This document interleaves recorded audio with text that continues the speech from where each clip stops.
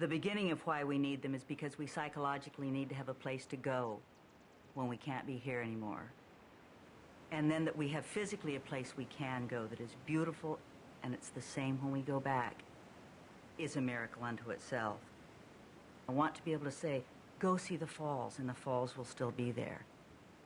I think we require national parks for our psychic stability and sanity. I think the wilderness means that much to us, even when we don't realize it.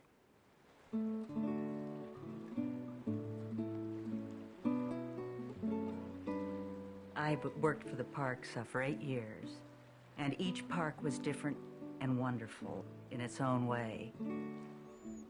My first park was Isle Royal, and I was a boat patrol ranger. A seasonal, they don't have time to necessarily train you, so they gave me a chart and a boat and the keys and said, you know, don't kill yourself. What makes Isle Royal so special is that it's isolated in cold water. It's only open like Brigadoon for a very short season, and there's not that many people there. Up in the north, there's such a short season for things to grow that it explodes like you would imagine a northern Garden of Eden to explode. As a brand new ranger, I wanted to tell people all about the park. And I realized the first day I was there in the visitor center, they had to tell me about the park. And that's when it transferred from me as the hotshot new ranger who knew everything to the people, because my job was to hear them tell their story about their park. I think the thing that unites the stories that you hear over and over in the park, and they're all the same, but they're all different, and it's that they discovered something in that park. It doesn't matter what it was. Maybe it was that they could go longer without water, or that they were stronger than they thought. They got frightened and they'd never been frightened, or that they found a flower that they are absolutely sure nobody else has ever seen. And so almost always they're tales of discovery.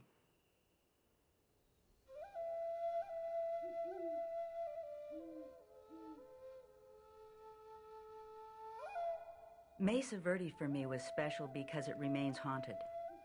It is terrifically overvisited, but when all the people would go home, as my job as a park ranger was to make sure that, you know, the ruins were safe so I could go down there at night and you could still feel the haunting. And I'm not a touchy-feely, you know, we used to call them woo-woos in the park, you know, people that wanted to play their flute in the kiva and you'd have to throw them out. But there is a magical sense there of something very old. I think the haunting that I felt in Mesa Verde was a large, successful, prosperous civilization gone.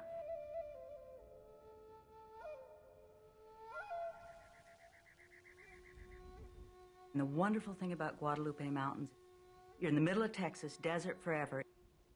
You climb 2,500 feet up, 4 miles in, have to carry all your own water. And there is a relict forest up there. And of course, since it is so hard to get to, I would wander around up there for days and not see a single person. And it is like all those islands when we were little kids and you know, secret islands and treasure islands. It is this island in the desert, almost 3,000 feet up, of a whole forest with a whole different ecosystem in it. One of the Park Service's main statutes they drum into you is to conserve the natural and cultural beauty for future generations. So keeping things from changing, the stabilizing of old walls and so forth, and the keeping the land. I would see this in people who, they would come and the grandfathers would tell stories. And where I'd usually see it was at the evening programs. The ranger would do his thing, and then some old lady or some old guy'd say, I used to come up here with Mama in the 30s. And they would have their 40-year-old daughter with them. And there'd be a little kid running around chasing mosquitoes or doing whatever. And you know that kid's gonna come back and he's gonna say, you know, I used to come up here with Mama in the 90s. And back then, and I think that it is a place that your story goes there and it's different, but the place itself is the same. So you can tie right back into Grandma and Mama and your grandson and his grandson, because it's a through line for you.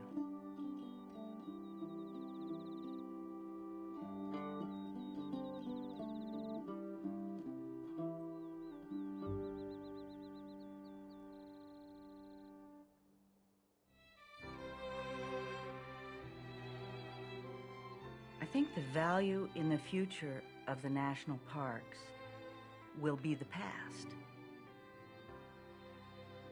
Right now is the future of yesterday, and you can travel back in time in the parks. And if we cut those off, if we trash them, if we get rid of them, if we don't support them, when we get to looking back, it will be gone.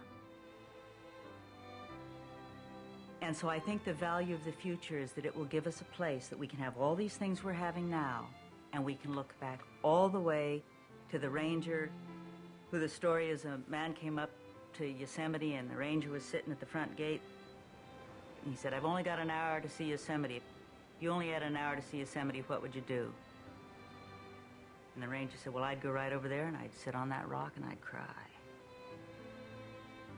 And I think that if we couldn't spend time in the national parks as a people, we would just go sit on our rock and we would cry.